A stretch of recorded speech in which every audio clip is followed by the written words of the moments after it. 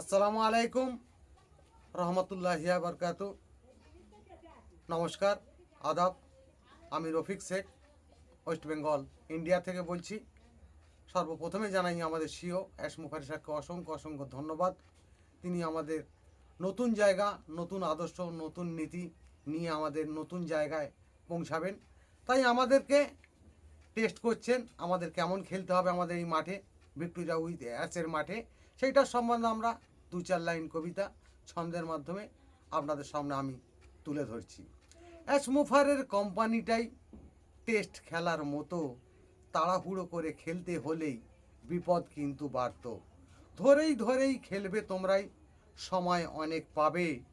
Test খেলাতেই নাম উঠলেই সবাই তোমার চিনবে। 4-6 মারবে না তোমরাই, আউট হয়ে যাবে।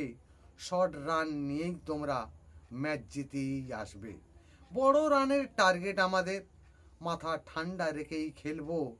তাহলেই আমরা প্রতিটি ম্যাচ ভালোইভাবেই জিতব। অ্যাশ মুফারেই এমনভাবে ফিল্ডিং সাজিয়েছে, 6 লক্ষ ফাউন্ডাররাই মাঠেই নেমেছে। বিপক্ষ দল আমাদের সাথেই খেলতে পাবেই ভয়, চারিদিকেই দেখতে পাবে ভিক্টোরি উইথ অ্যাশের জয়।